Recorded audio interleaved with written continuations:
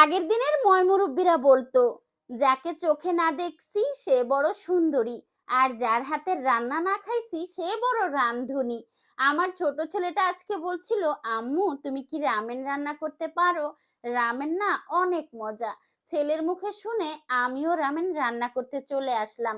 বাজার থেকে রামেন আর কিনতে হয়নি। ছোট বোনটা সেদিন স্বপ্ন থেকে রামেন কিনে এনেছিল, আর আমার ছেলেটাকে দিয়ে গেছে। ভেবেছিলাম উমা, রামেন জানি কত মজা হবে।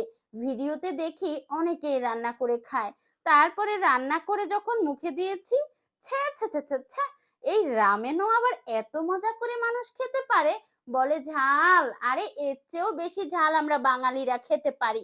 আহামরিও ঝাল না, আহামরিও মজা না। রামেন আপনাদের কার কাছে কেমন লাগে আমি জানি না, তবে আমার কাছে আমাদের বাঙালি ভাবে ওই যে নুডলস রান্না করে না, ওইটাই বেস্ট মনে হয়।